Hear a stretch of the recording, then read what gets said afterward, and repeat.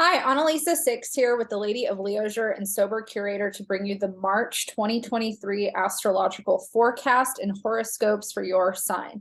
So if you're new here, I'm Analisa 6. I've been a practicing astrologer since the end of 2016, and I no longer offer readings, but I've been doing this horoscope series on my blog since November, I think, is when I switched it to video. I've been writing astrology articles since 2017 and switched to a video format because I'm having some health problems, and I like to talk and I like to write the way that I talk, and talking on video, while it's been a separate learning curve, is a little bit easier for me with some of my cognitive stuff that I have going on. So with that said, I'm actually having an inflammatory day in my body, which leads to some brain fog and some cognition stuff that is unfortunate, but it's March 1st. I've been doing the videos off because I haven't felt my best. So I was hoping that by today I was going to feel better, and I don't. And so I'm just going to go ahead and tough it out. It's snowing here. I live in Yucca Valley, which is near Joshua Tree. We've had a crazy winter in Southern California, and we've had the most snow that I've seen out here consecutively. So I felt like it was also a good day for me to hunker in and just talk about astrology. I'm sure there's going to be some stuff that I miss because, again, I like to just go for it, talk about it, and I don't really prep. I don't really take notes or prep too much for it, which will probably change, but I have all of the information that I need, and I feel pretty confident that we can just look at it and go through it. I'm going to actually do something different today since I am recording the video on March 1st, and this is a March astrology forecast. I am actually going to share my screen and show the chart for today, which so far in the videos, I haven't been doing that. And I feel like with astrology and horoscope videos that are kind of targeted towards people who are not also astrologers, I try to keep things really simple. And sometimes I can't tell, is that a modality that people enjoy, just me talking to the screen without any visuals, or is it more fun to have a visual of the birth chart or the natal chart for, the day?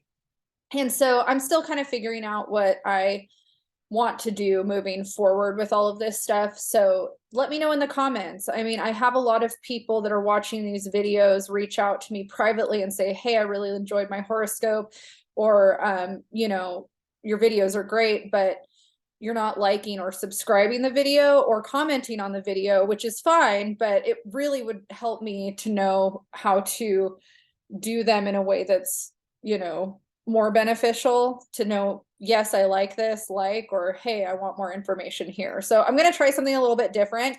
We're going to look at the chart for right now where I'm currently located.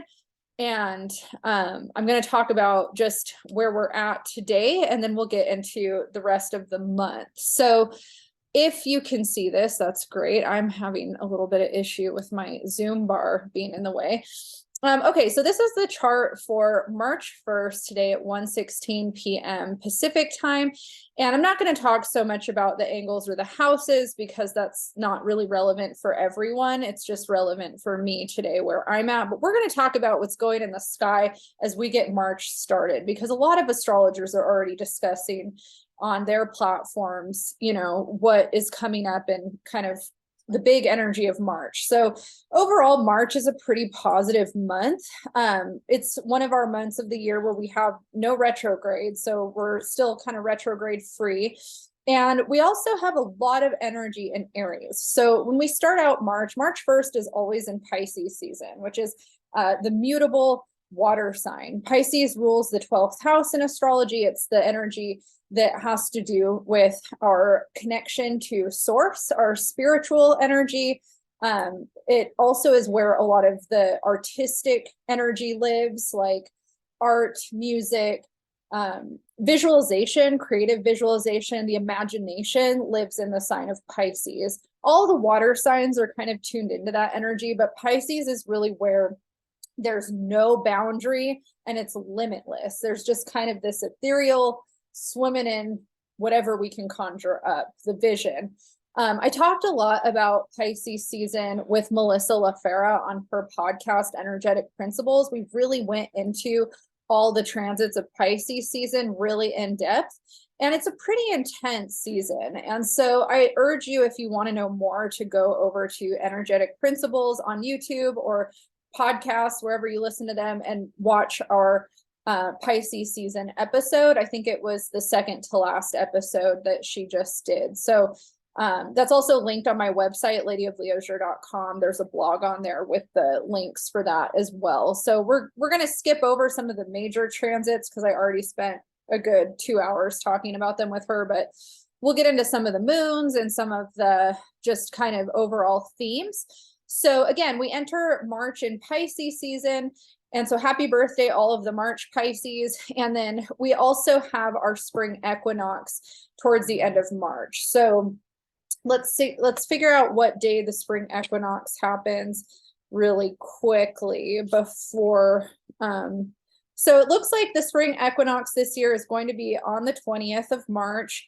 And this is the astrological new year. So when we are talking about New Year's as an astrologer, our New Year's doesn't really start until Aries season. So Aries is the, cardinal fire sign. It's the sign that really symbolizes the rebirth and the spring after winter. So in Pisces season, we're really in that last little stretch of winter. And it's so funny to talk about that as it's snowing so much out in the desert where I live right now. And it's really, I mean, obviously if you live somewhere where it snows well into spring, you're used to it. But for us, it's in Southern California, it's very unique to have this much snow. We do get snow every winter, but just not this much. So it's just been fascinating to see. So right now, one of the main themes that's going on in March is that we have all of this energy in Aries. So if you're looking at the chart, Aries is this symbol that my mouse is going over, and Aries is the cardinal fire sign. So again, it symbolizes spring. It symbolizes this kind of not rebirth, but birth, action, here I am, let's get things going, ambition, passion, assertion, confidence. Aries rules the first house, which is the house of identity. So it's the house that represents our self being almost discovered, like the discovery of self, and then what we do with that, the relationship that we have to ourself and how we put that forth in our lives in a personal way. Mars is the ruler of Aries. So Mars is still in Gemini. We're experiencing Mars in Gemini for a tiny bit longer before it moves into Cancer. So that's also happening in March. So we're going to talk about that later. But we start out with Mars in the last, stretch of Gemini this year. So looking at everything we have in Aries, so a couple things that I haven't talked about in the horoscopes, just to keep it simple, but I'm going to talk about it today in the astrology synopsis, is the asteroids. So we have some asteroids that I was taught to use by my teacher. My teacher, Vicki Noble, is a very famous tarot creator. Creatrix. She created the Mother Peace Tarot with Karen Vogel in the 70s, and she was my tarot teacher, my astrology teacher, and I still consider her my teacher. I feel like I'm constantly learning from her work over and over and over again, but I consider her a friend now at this point, just because of how much she's impacted my life. And she's an Aries, but she's the one that taught me to work with the asteroids, and turned me on to Demetra George, who has a book called Asteroid Goddesses. And so I use those a lot in my readings and in charts, but I don't talk about them often in the astrology horoscopes, just because it's a little, it's intermediate. I wouldn't say it's advanced, but it's intermediate. So Juno is an Aries. Juno is the asteroid that has to do with contractual relationships. So we tend to think of Juno as an asteroid that's representation of marriage and also what we require in contractual relationships. So having, Juno, similar to Venus, has similar qualities. They both are rulers of Libra. And Juno in Aries, and Venus in Aries, they're both in Aries. So both these planets that represent relationship dynamics and relationship energy are in the opposite sign, which is said oftentimes to be detriment of Venus. And, I would say of Juno as well, in the sense that it's the opposite energy. So it's not the energy that it functions the way that it represents. One of the things I like when certain planets or asteroids are in their opposing sign is that it's an opportunity for integration. So we can, it's that opposites attract, or kind of how do we take what we've learned over here, but apply it over here in the polarity in order for there to be a balance or an integration. And Venus and Juno want that balance. They want that fairness and that harmony and that understanding. So what does that mean in Aries? In Aries, we're looking for that within the self. We're looking for maybe self-love, self-worth, self-acceptance, confidence within what we know and what we want and how we put that forward in that Mars action way. And so I talked about this on the podcast with Melissa, but Venus in Aries, Juno in Aries, these are great times to work on your self-worth and whether or not you're really able to stand up for yourself in your relationship dynamics, if that's something that you struggle with. So for people that are people pleasers, or people that are codependent to a fault, or people that have a really hard time with autonomy, this is a great time to find that within yourself and build that confidence. However, for people that are maybe more on the self-oriented side, so if you're already somebody that's super independent, super autonomous, almost to the point where it's too much, where you can sometimes hurt people's feelings because you maybe have this independent attitude where I don't need anybody, I love myself and I'm great. We all know those people that sometimes just suck to be around because they're arrogant, they're full of themselves, and they tend to put their foot in their mouths all the time. This is a time where you have to be a little bit careful, if you're wired that way, to not fuck yourself, essentially. Pardon my language. But you might be in a position where you're more likely to lean into that self-oriented energy in a way that could be hurtful to the people that care about you. So and part of that, there's a layer to that that's going on. So besides just Juno and Vesta, we also have Jupiter in Aries, and I think it's actually tomorrow that we have the Venus-Jupiter conjunction. Yeah, so tomorrow we're going to have Venus and Jupiter conjunct, and it's happening at 11 degrees, I believe. Let's see. Oh, it looks like 12 degrees because Venus. Yep, so it's going to be at 12 degrees Aries. So Venus and Jupiter are meeting at 12 degrees Aries, and Jupiter is the planet that rules expansion and growth, and it wants to be abundant. They're considered the two benefics in astrology, so they're good fortune energy. One of my friends, who's an astrologer, her name's Raquel, she does astrology with Raquel. She's been posting a lot about this conjunction being really positive for entrepreneurs and people that are ready to kind of take themselves to the next level of growth within their business. And I love that interpretation. I think that that's a really cool way to see how to tap in and use this energy. I think it is really good for entrepreneurs. It's also really positive for people that want to just work on their own sense of confidence. So if you're somebody that struggles with confidence, self-love rituals and kind of exercises around that. I know, like, sometimes the thing that's annoying about people like me that say this stuff is we'll reference a lot of the same types of things, self-love and work on yourself and blah blah blah. And then I know for some people it's like, okay, I've heard that a million times, but how do I do that? And I think the thing that I've learned is that it's unique to every individual on the how. And so you have to find what works for you. I know things that work for me don't necessarily work for everybody else. I can't remember this woman now, it's been years, but she was some kind of self-love guru lady in like the 90s. I think she was on Oprah, and she did a bunch of, kind of like talks and stuff. And she's kind of cheesy, but she had something where she was talking about write on all of your mirrors I love you, or you're great, or kind of these like positive affirmations. And it was so cheesy, but I was in such a dark place and really trying to work on self-acceptance and self-love.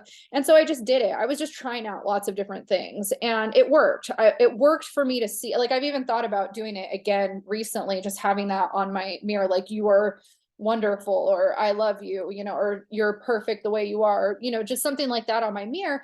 Because what it does is we have these like we have a subconscious, right? And so there's subtle messages that we're constantly absorbing and receiving from our environment and even just scrolling, right? So if we're sitting there like reading the news and scrolling through, you know, people that are venting or angry or world events and all that kind of stuff, it can be really intense for our subconscious and our nervous system. And we won't even realize sometimes what it's doing to our psyche. Like, we can just get in a really negative state of mind. And even though that might not be our reality, like we might have a perfect life where everything's going pretty well, just having that affect our subconscious can bring us into these states that are more negative.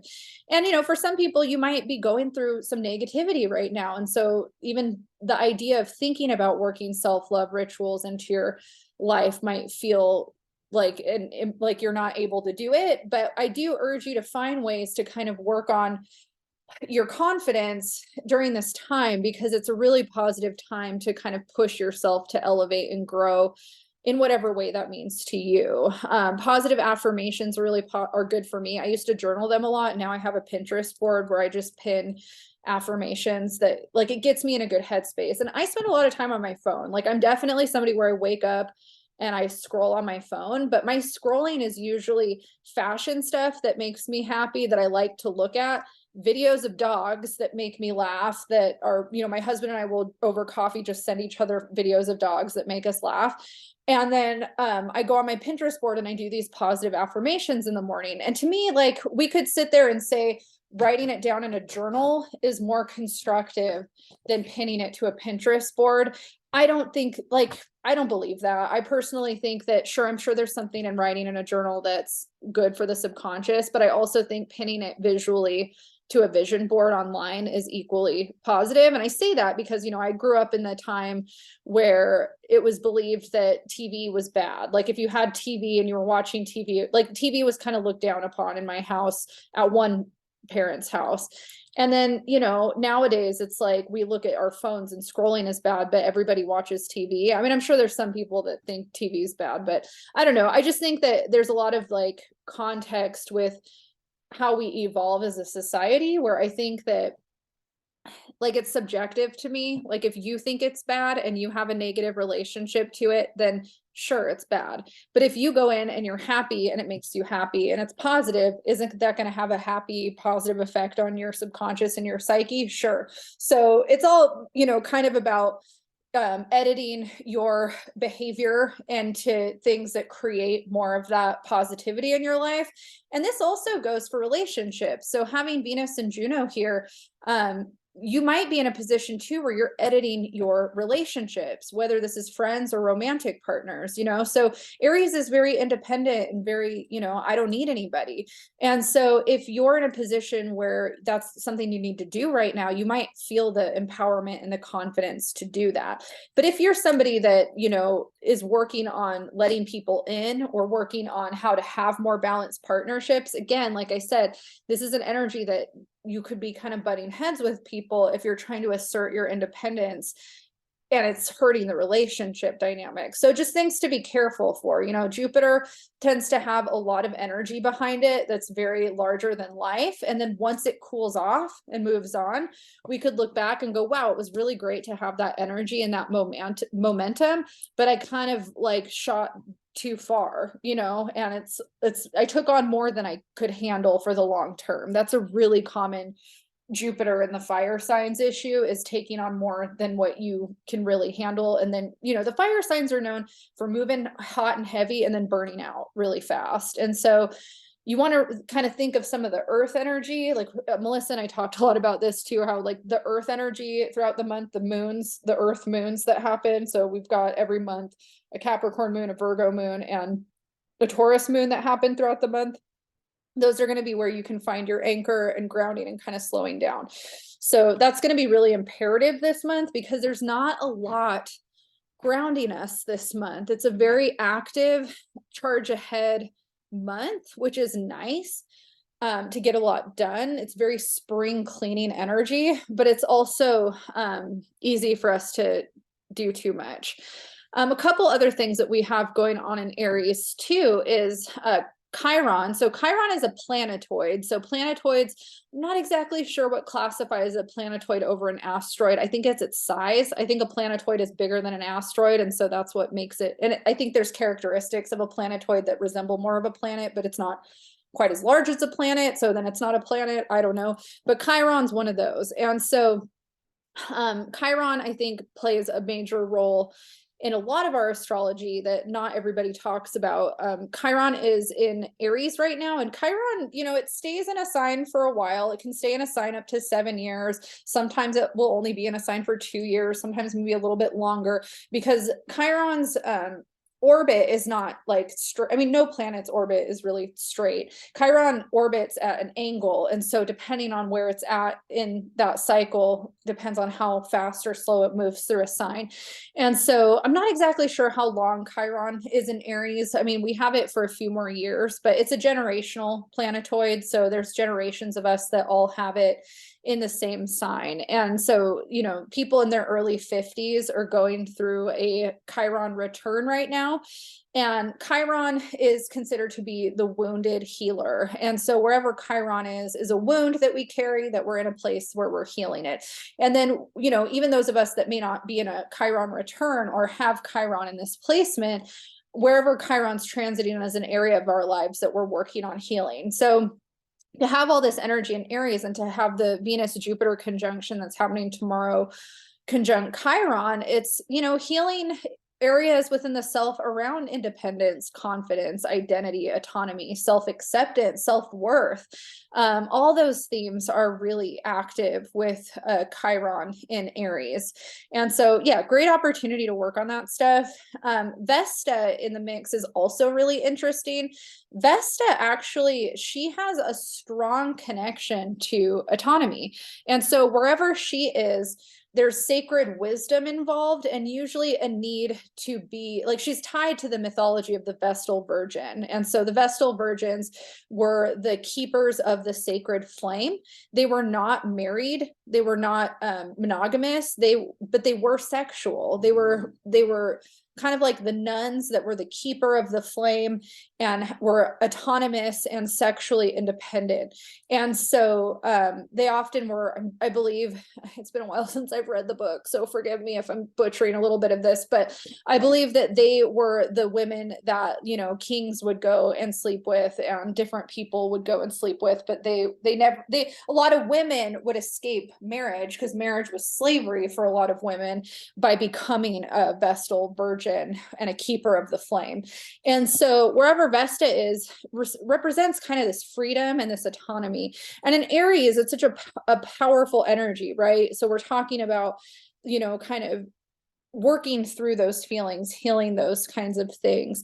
And if you are in Aries, this is going to be a really powerful time for you to have so much of this energy elevating the energy that you already have.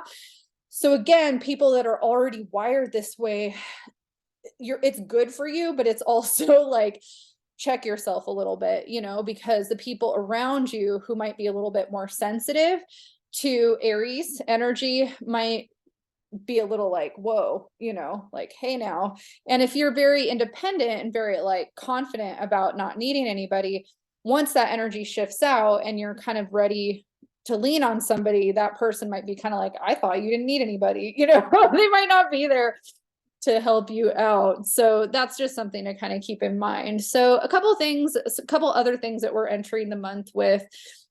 We have Saturn at 29 degrees of Aquarius, and we have Pluto at 29 degrees Capricorn.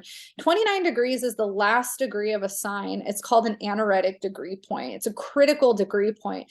And so we're definitely wrapping things up. So Pluto entered Capricorn, I believe, in 2008, which was a big part of the market crash. And so Pluto entered Capricorn officially on January 27th of 26th of 2008 in the universal time. And so we've had Pluto in Capricorn since January of 2008. So think all the way back to January of 2008 and then where you're at now. I mean, it's so different. I'm like, the year of 2008 was the year before I got together with my now husband. We got together in 2009. And so yeah, it's been 15 years, 14 years that we've had this energy in our lives, and so much has changed, in our world in that period of time. And now Pluto is about to enter into Aquarius, and that's a separate thing that we'll talk about because that's not happening. Oh, it is happening this month. Well, I guess let's just go ahead and talk about it now since I'm on that vein. So this is a big month. So we have Saturn entering Pisces on March 7th. So let's go ahead and fast forward. Let's get out of there. So here we have Saturn at 0 degrees Pisces, and Saturn's been in Aquarius since 2020. And so the day that Saturn entered Aquarius in 2020 was the day that lockdown started in California. So it was a really big day, for all of us. The world changed that day for sure.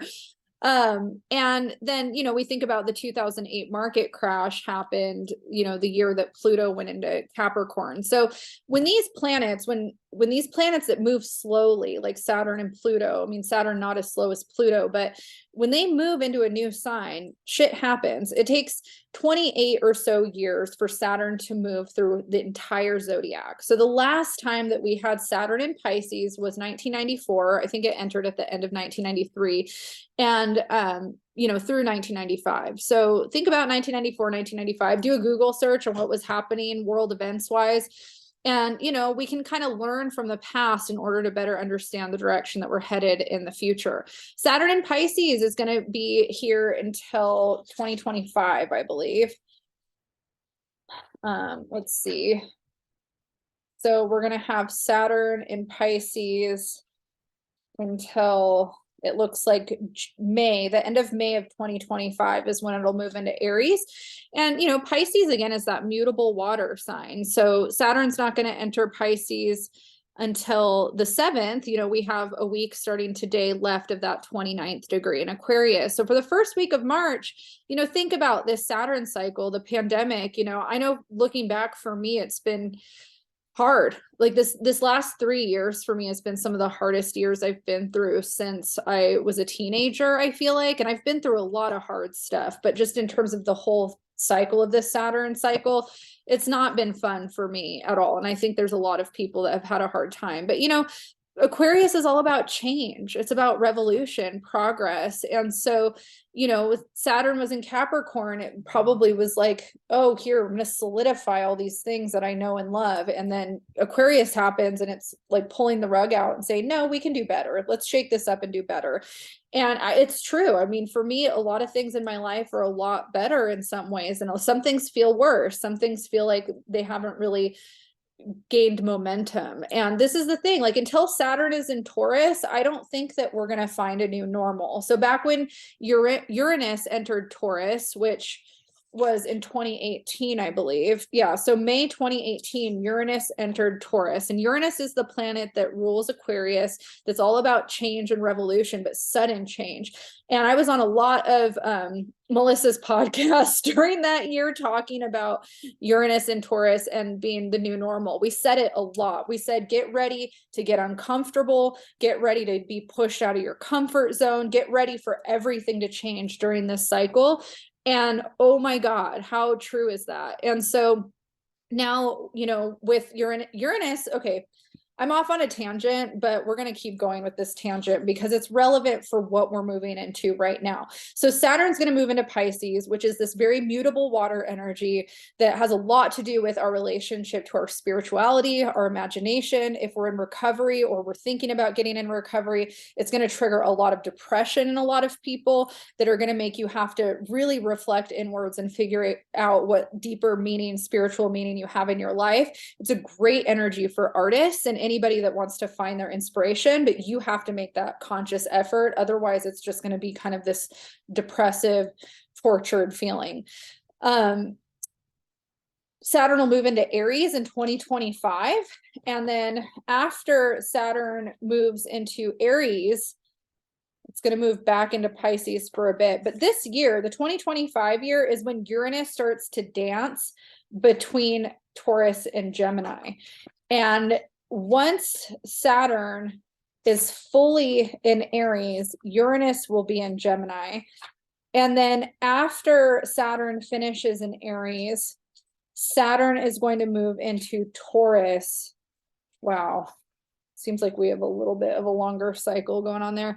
Saturn is going to enter Taurus in April of 2028. And I think it's going to be 2028 where we really start to see more of the new normal. I think it's going to take that long. And Neptune's going to be in Aries at that time. So it's not going to be in Pisces anymore either. And it will have been in Aries for a couple years at that point. So we have this like little last bit of Saturn towards the end of the zodiac, right? So we're kind of establishing deeper meaning, new meaning in our lives over the next 2.5 years. It's really fascinating to me because, you know, as an astrologer, we kind of are looking at these cycles that happen throughout history and different things that happen. And so one of the other things that, you know, I was talking about that's synonymous with Saturn entering Pisces and being at the last few degrees of Aquarius at the beginning of this month is that we also are having this Pluto shift. So Pluto at the last degree of Capricorn up until it looks like the 24th of March. Let me double check that because I have so this ephemeris is universal time. So I'm reading the dates on universal time, but the way that they manifest for East Coast, Pacific time, all of that stuff can be different. And I've just been not good at doing my notes or my homework. So let's look at this exact date when Pluto is moving into Aquarius here. So 24th, it's not even showing up in this thing.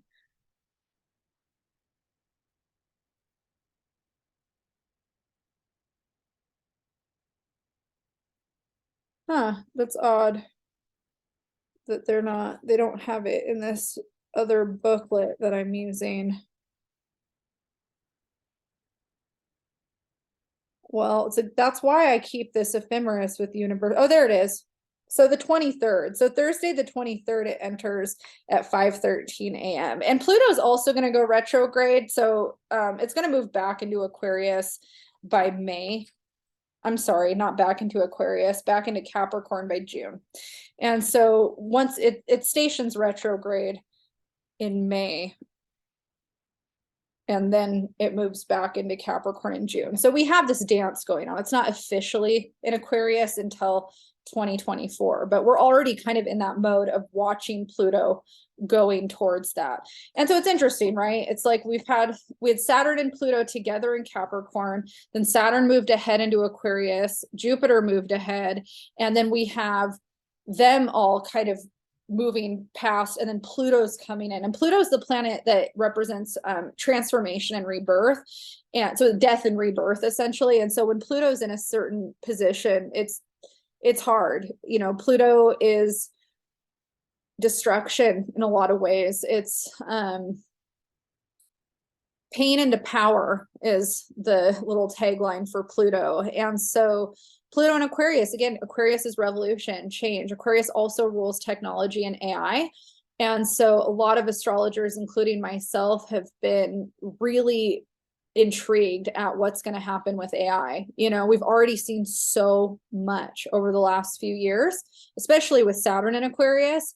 And, you know, Pluto entering, we're going to see more and more and more and more technological advancements in this way. And Saturn in Pisces over the next 2.5 years is going to elevate the imagination and the creative ability during that. A lot of people who are very smart engineer brains and have the ability to really think out here and think outside the box with the Pluto and Aquarius energy are going to be creating some things we've never seen before. Like it's just going to be sci-fi to the 11th power probably. And it's just really, really fascinating to me. I think I've spent most of my life really fearing this part of humanity and knowing that we're about to live through some pretty amazing and scary things in terms of technology. And I think, you know, moving out to the desert where it's kind of slow and behind technology, like we don't have a lot of technology here. Like going from, I lived in the Bay Area before, going from the Bay Area to here, it's like night and day. Like I feel like I traveled back in time 20 years.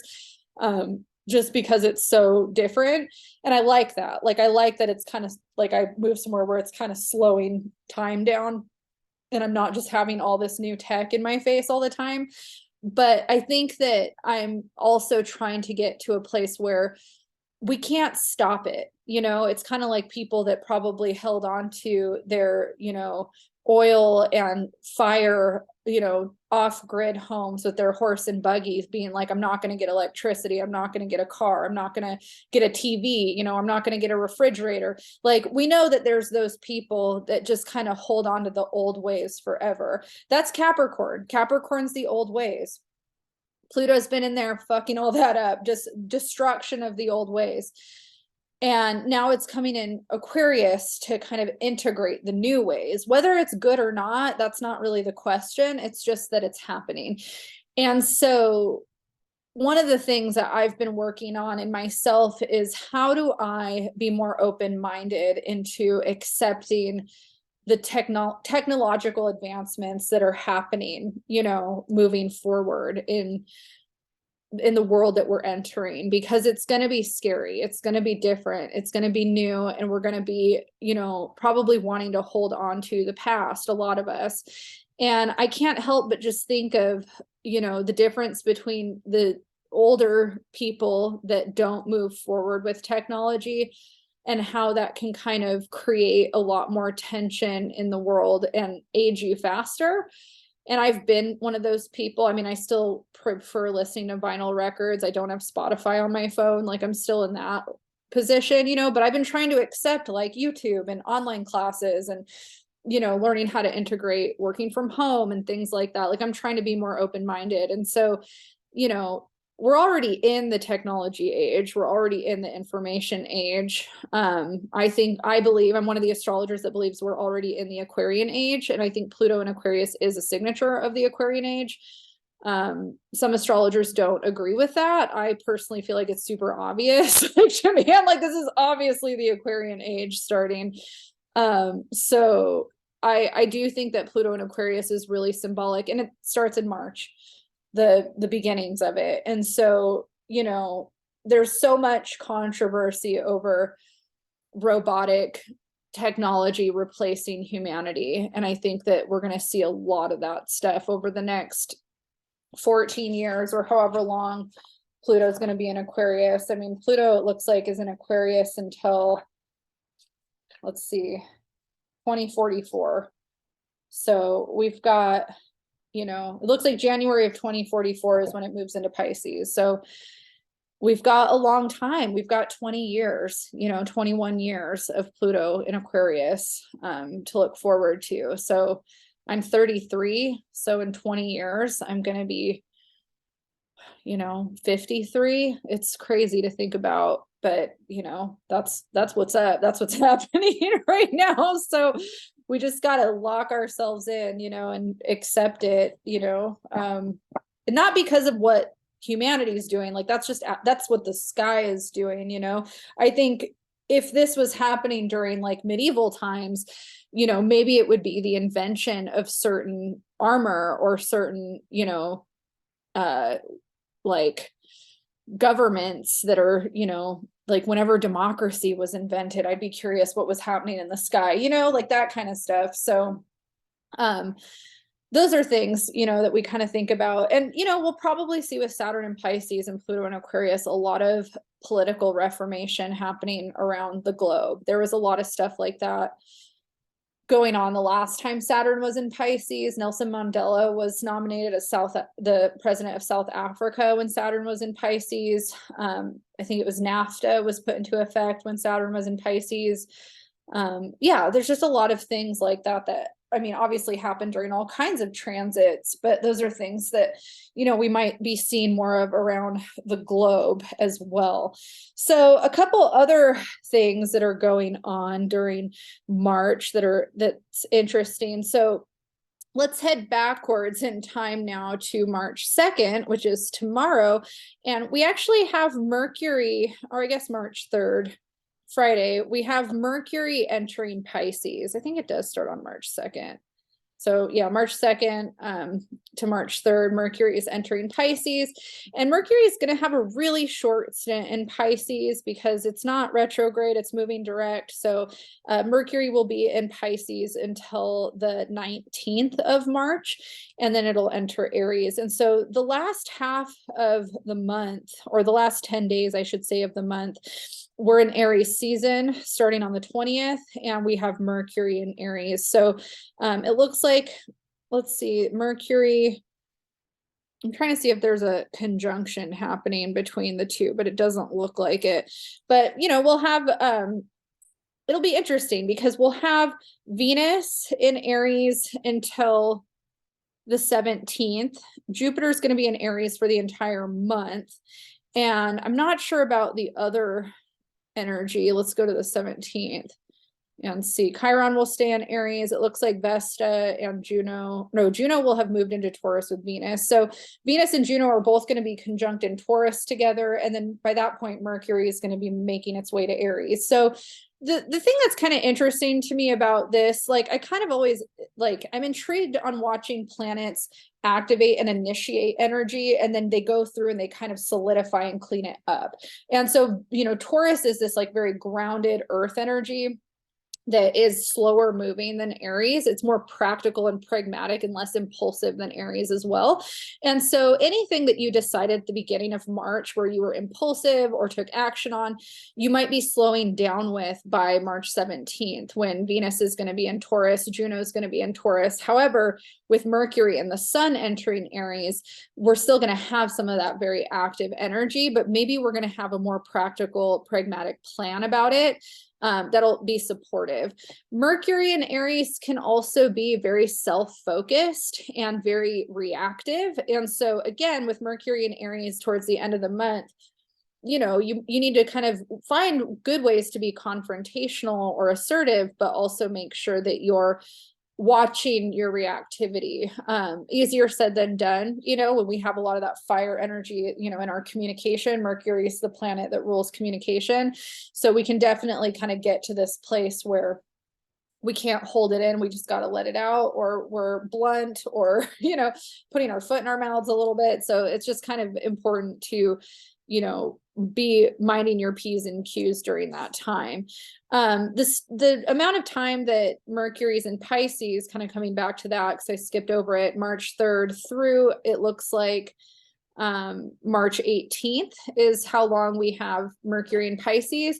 And Pisces, again, being that mutable water sign, you know, when Mercury is in Pisces, we might really need to talk about our feelings. We might feel more emotional, or like we need to cry. And for me, I'm Pisces moon in the 3rd house. I cry all the freaking time. I don't have any problems with crying. It's just something I have to do. It's very natural for me. But I know for some people, it's really hard to do that, or you feel really critical of yourself, or you feel like you're weak, or there's something wrong with you if you need to cry. And I think that one of the values of Mercury and Pisces season is dismantling this idea that it's weak to cry, or that there's something wrong with crying. Crying is just one of the many human emotions that we have, and it can be really cathartic and positive for you to allow yourself to get all of that energy out. So my advice to you is let yourself cry. That could also be part of building more confidence and self-acceptance. If you're one of those people that's always critiquing your feelings or thinking that you should be dead inside or shouldn't have them, or that it's weak to have feelings.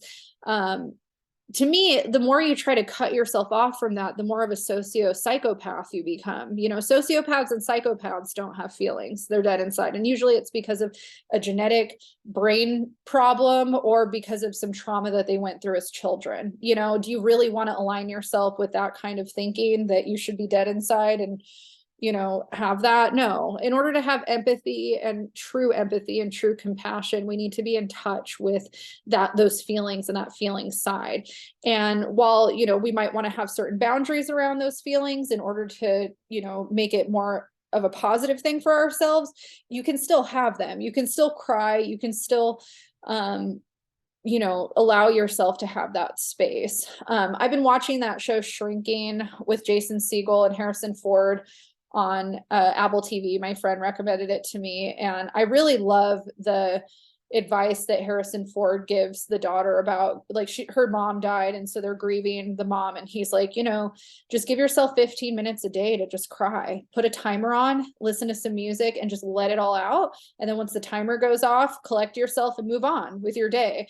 And I just love that. I love that a man like Harrison Ford is playing a therapist where he's giving that advice to somebody, because I think we tend to, you know, see men like Harrison Ford as these men that probably never cry, you know. So it's just, I really like that. And as somebody that's really in touch with their emotions and sees crying as a very necessary thing to feel and express, I really advocate for people to, you know, practice their emotional intelligence in an intentional way, because you're less likely to have inappropriate emotional reactions on other people if you have a good practice within yourself expressing emotions. And if you have love and self-acceptance around expressing your emotions, you're less likely to blow up or take them out on other people as well. And obviously, if you're in therapy, it's a great thing to work on with your therapist. And we all do it differently. You know, everybody does it differently. I am so blown away at how much it's snowing in my neighborhood right now. I have snow. It's coming down. I'm going to have to wrap this up so I can go get my pictures on. Oh, it's crazy. Okay, so that's the Mercury cycle for this season. I think we have a Mercury and Sun conjunction happening, it looks like on the 15th. So Mercury and the Sun will make a Cazimi in Pisces, which is a great energy for drawing inspiration and really getting into that imaginal creative energy. I love Cazimis personally, but I think part of that's because I have a lot of good mercurial energy, and so anything that enhances my inspiration or my desire to talk more than I already do, I'm super into it. I wish that was happening today for these videos, because it probably would have helped me. Okay, so Venus enters Taurus on the 17th according to the ephemeris. Let's go ahead and fast forward back to that, because we're going to have Juno there with her. So again, Venus rules Taurus, and this is such a positive energy for the rest of the month, you know, having Venus in domicile in Taurus up until it looks like April 11th ish, give or take, probably a day. But you know, Venus in Taurus is going to kind of bring in more of that connection to our health, our body, our connection to the aesthetics and our surroundings, our relationship to money. And it's a really good energy, like I said, to kind of put more practical application into things after you've been working on confidence and independence and this autonomy. And it's also, you know, an energy where we might feel more inclined to take on more commitment in our relationship with somebody. If we're in the beginnings of a relationship or talking about moving things forward, Venus conjunct Juno is a good signature for that, the commitment. It's a great time to get married for, I mean, obviously that's very general, depends on your chart, but it's a love is in the air kind of energy. It's also a really positive time to probably do something aesthetically enhancing to ourselves in whatever way we enjoy. You know, that could be just going and getting a facial, or getting really into our fashion or our style, or changing our hairstyle. All kinds of beautification stuff might be really fun during that time. for us. Let's see, it looks like Venus is going to team up with Uranus at the end of March. So it looks like March 30th, we're going to have Venus and Uranus making a conjunction. And usually when Venus and Uranus meet up, that's actually more of when we're inclined to make a sudden change in a relationship, or even with our physical appearance. Like that could be something that we feel more inclined towards at the end of the month of March. Mars is finally going to leave Gemini after being there since August. So we have Mars entering Cancer on the 25th of March, and it's going to be in Cancer, it looks like, until May. So we're going to have a lot of energy, you know, in an area that Mars doesn't typically enjoy that much. Mars is in detriment in Cancer, it's exalted in Capricorn. And, you know, it's Cancer energy is very emotional, takes things very personally. And so again, we might be, you know, with Mercury, you know, having just been in Pisces and now moving into Aries, which is the sign that Mars traditionally rules, we might be in this position where we are having to learn how to express our feelings in a more constructive way, but that we're more reactive. This is the end of March might be very emotionally reactive. And there's a lot of other energy happening in March that kind of has made me feel like it's possible that people are getting into it with each other a little bit more online as well. And then we have Mars and Saturn making a trine for the last 2 days of March, which I think is great for creatives, like artistic people, musicians, artists. Like this is such a great time for you to just channel all that energy into those creative pursuits. But if you're not good at harnessing your feelings or dealing with your emotions, they're going to come out in really intense ways probably at the end of March. So especially it being Aries season with Mercury in Aries. So, you know, I think there's a lot of potential for romance and a lot of potential for experiencing romantic, I'm saying this wrong. There's a lot of potential for romantic experiences, but there's also a lot of potential to take things personally and have really extreme reactions about it. So, you know, again, we choose how we react to things, and we can choose how we tap in or harness certain energy. It's a great time to manifest. It's a great time for creativity, but it can get volatile too. So let's move on and talk about, there's a lot of other transits I'm sure that, you know, would have been nice for me to talk about, but I already talked about them in Melissa LaFera's podcast. So I'm going to skip it, but we're going to look at the full and the new moons that we have for the month now. And so the first one is going to be on March 7th. So let's go ahead and go backwards to March 7th, and we're going to take a look at this full moon. So let's see if I can get, it says that it's at 16 degrees of Virgo. And so I need to get this back a couple. Let's see here.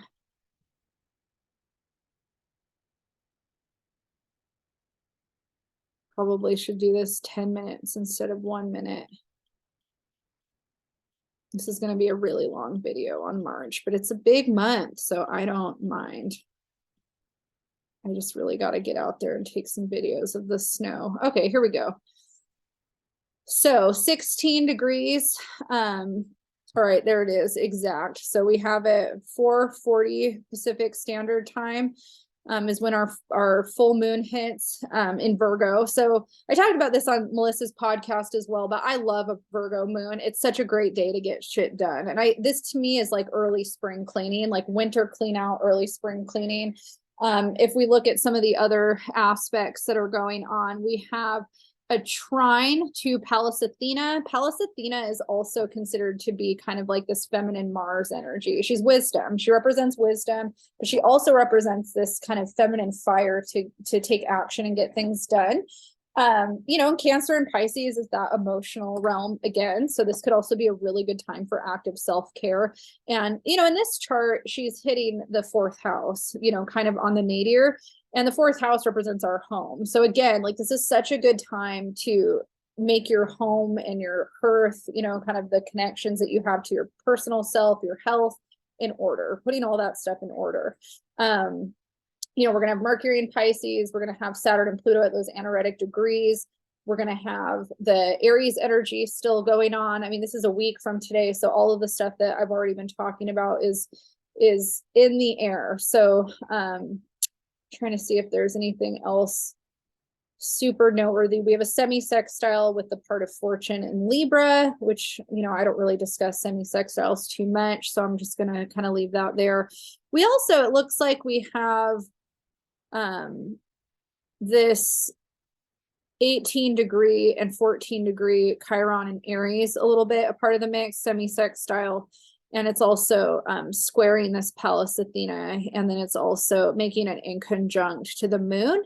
So again, like we might kind of be in this place where we just want to work on stuff on our own and we need other people to kind of stay out of it, so if you want to decorate or you want to clean your space, this might need to be like a personal effort, because if you do it with somebody else, they might just be kind of in the way.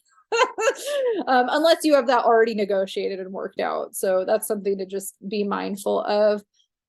Good for me to know, because I definitely am behind on winter cleaning, and I'm like looking at this full moon a week from now, like I need some help with some cleaning. I need my husband to help me, but I need to be careful because it's possible we'd be butting some heads a little bit there. Okay, so then the new moon is happening on March 21st, and it looks like it's 11:23 p.m. Pacific time. So let's go ahead and get over to March 21st and get to 11 a.m. I'm sorry, not p.m. Oops. Wow, I'm doing this all wrong. Whoever bears with me through this video, thank you is what I have to say, because I'm kind of all over the place, but it's all good to me. Okay, let's look. 11:23. I think is our new moon. Oh, let's get it to 0.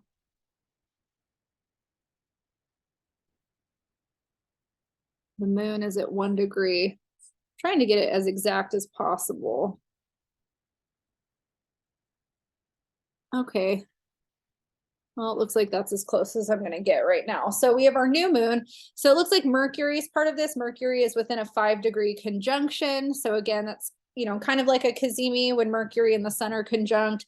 And so again, this is a really good time for setting intentions around things that you want to manifest for yourself. Aries represents the self identity, our passions, our ambition, our assertion, our confidence. So again, playing upon that theme, this is a really good time to set intentions around that and, put it out into the ether.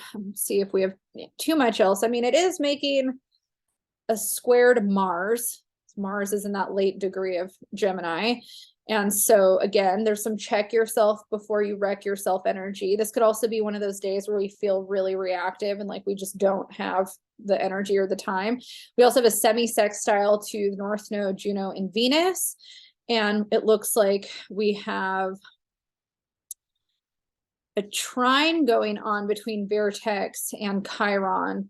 So, and we also have an opposition happening between Ceres and the new moon. So Ceres is related to the mother in a similar way as the moon. Ceres also has a lot to do with how we nurture and take care of ourselves. And so I think that there's going to be kind of, in Libra, there's always kind of this energy about how we're relating to the other and people, in our relationship dynamics. And so again, we might be kind of in this little holding pattern of how do we have our own autonomy and our own backs while still maintaining the balance within our relationships, not hurting anybody's feelings, and, taking care of ourselves and nurturing ourselves within those relationships. So I think that's a pretty good synopsis on March and the moons that we have. This is a really powerful month for manifesting what you actually do want to cultivate for the next astrological year, because again, March 20th, we are having our astrological new year, the spring equinox. Spring officially starts. It is Aries season, the rebirth. The whole lead up to the equinox is preparing us to really get clear on what those goals are, what we want, what we don't want. And to me, this is when the year really truly starts, is the astrological new year, not January 1st. As much as I love celebrating New Year's on January 1st, it's not really New Year's. It's the last bit of winter. March 20th is the new year. So you have this kind of time to get everything in order and, early spring cleaning and kind of get ahead of everything and set some intentions. And it's a great month for building momentum around anything that you're trying to do right now. So you've got the green light to push forward. But again, just be careful, because you don't want to take on more than what you can realistically handle as the year progresses, because we will enter retrograde season again. And anything that we didn't really methodically plan out, that we were impulsive and reactionary to, we're probably going to have to go back and rethink once the retrograde season starts back up again. So that is it. If you got through this entire video, I commend you. And make sure to like, subscribe, check in with Lady of Leosure on Instagram, TikTok, my website, thesobercurator.com, and anything else that I am on. I don't remember. All right. Happy March, and I'll talk to you guys soon.